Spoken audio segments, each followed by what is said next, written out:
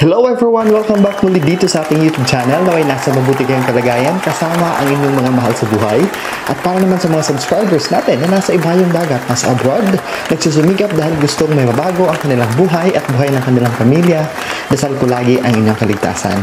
At sa vlog natin ngayon, ang content natin ay ang Snake Feng Shui Forecast para sa taong 2024. Aalamin natin ano ang mga masuswerteng bagay para kay Snake, ano ang dala ng 2024 Year of the Wood Dragon pagdating sa pag-ibig, sa karera, sa kalusugan, sa kayamanan at pananalapi ng mga snake.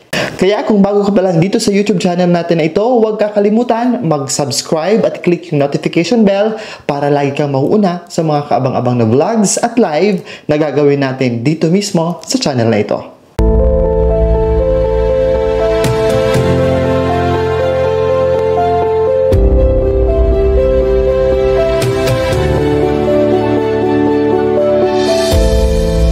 Ang snake ay isang maingat, introvert na tagamasid, cool at misteryoso sa pag-uugali dahil sa kanilang kahina-hinala at walang katiyakan na kalikasan. Ngunit ang kanilang cover ay nagtatago ng masaganang sensitivity, karunungan at pagnanasa na tiyak na magugulat sa ilang mga pinagkakatiwalaan at mas nakakakilala sa kanila. Ang mga snake, sinabi ko na nga kanina, sensitibo pero epektibo at madaling ibagay sa ibang tao. Mga positibong katangian ng personalidad na kadalasang kinukumpleto ng isang malaking katalinuhan. Sila ay karaniwang magiliw at pantay-pantay kung magtrato sa ibang tao na nagpapakita ng isang cool at kalmado na panlabas na ugali at pagkatao ng isang snake. Mahusay silang gumalaw sa panlipunan na estado, armado ng kanilang malawak na hanay na mga interes at mga hobbies na nagdaragdag sa kanilang intriga at misteryo.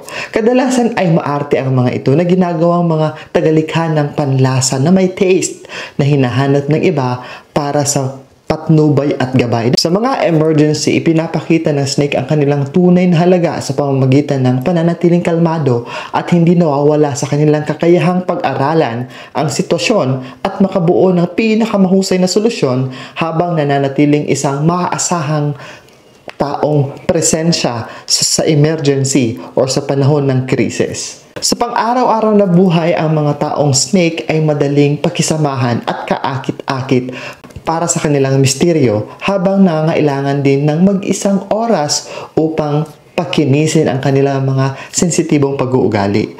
Kung matututo silang maging mahina, makakahanap si snake ng isang bagong mundo na magbubukas sa kanila.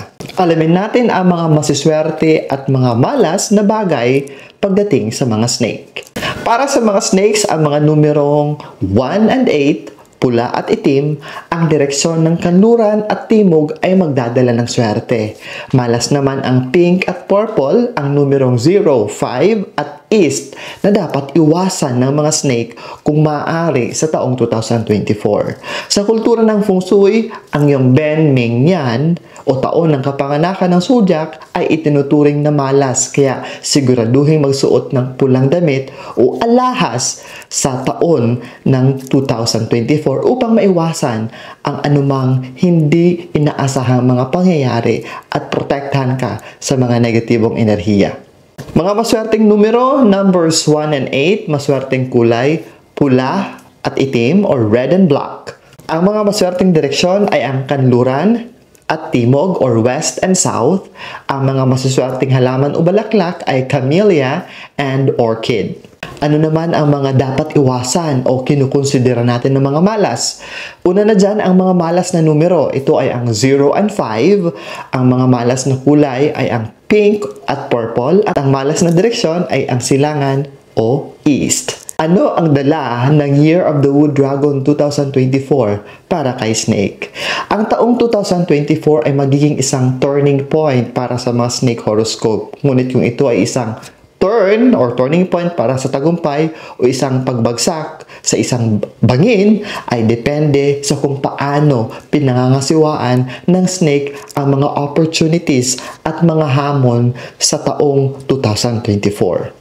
Ang iyong mga aspeto sa buhay sa taong ito ay kumakatawan sa isang bagong simula. Sa iyong ikot ng 10 taon, malaking kapalaran na tutukuyin kung paano magpapatuloy ang susunod na 10 taon ng iyong buhay. Huwag kang matakot, Snake.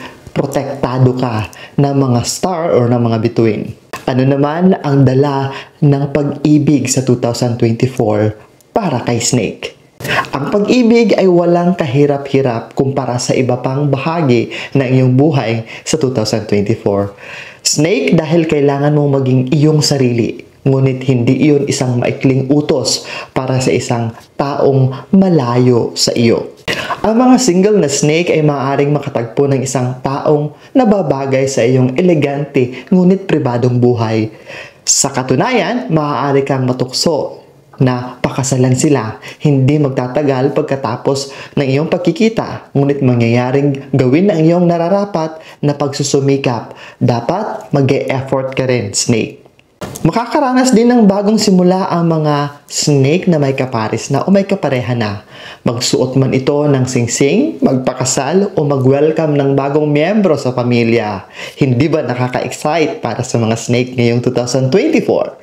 Pag-usapan naman natin ang karera sa 2024 para sa mga Snake. Maaring mabigla kang makita ang iyong sarili na nakakaranas ng isang bottleneck sa trabaho sa sandaling magbukas ang taong 2024. Snake, ngunit ito ay isang pagkakataon, pati na rin isang hamon, isa na tiyak na malalampasan mo.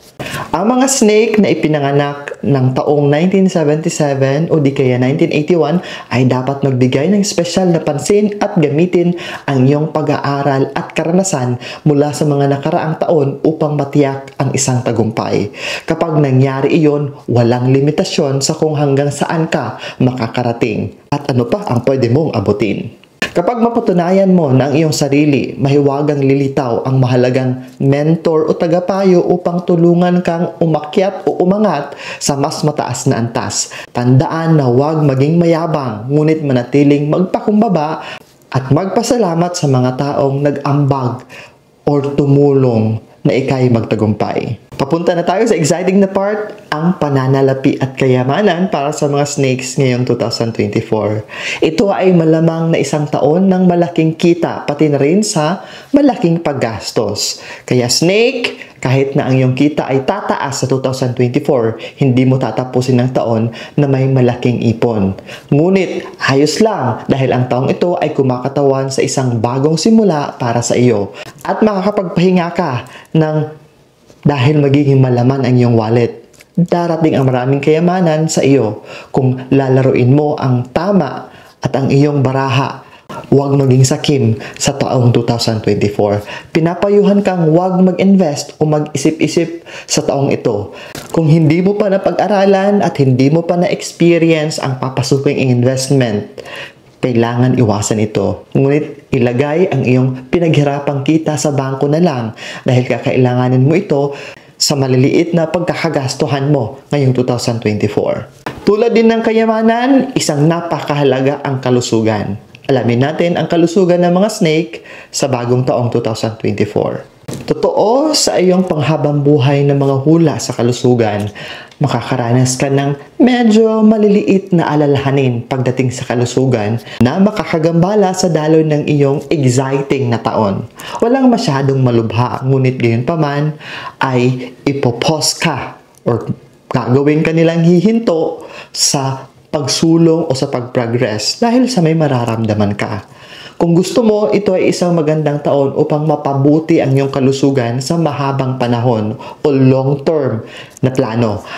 Ang kailangan mo lang ay gawin ang mas aktibong pamumuhay. Lumabas ka ng higit pa dahil ang vitamin ng D or vitamin D ay napakahalaga para sa iyong katawan. Ang isang maliit na alalahanin ay sa lahat nangyayari sa kahit anong zodiac. Maaari kang maging mas maingat kaysa sa likas na katangian mo. Hindi dahil ito ay isang masamang pag-unlad, ngunit bantayan ang iyong mga ari-arian at ang iyong personal na kaligtasan. At yan po ang Snake Feng Shui Forecast natin para sa 2024. Abangan ang iba pa nating Animal Feng Shui Forecast sa mga susunod nating vlog. Paalala lamang na ang lahat ng mga nabanggit dito ay pawang gabay lamang po. Wala namang mawawala kung magsisilbi silang gabay, karagdagang kaalaman at karagdagang proteksyon. Basta't samahan natin ng dasal, palaging may dasal, mabuting gawa at sariling sikap, mas lalo tayong uulanin ng maraming blessings, hindi lamang ng swerte. Higit sa lahat, para maging matiwasay, ligtas at punong-puno ng grasya ang buhay, importante ang pagkakaroon ng positibong isipan, positibong pananaw at positibong disposisyon sa buhay. Muli, maraming salamat sa inyong patuloy na panonood, pagtitiwala at lalong-lalo na sa inyong patuloy na pagmamahal. Kita-kita tayo sa susunod kong vlog at live dito sa channel na ito at sa isa ka pang YouTube channel, Franz Byron PH. Mag-subscribe na po kayo, please. And you can also follow me in all of my social media accounts. Muli, ingat lagi.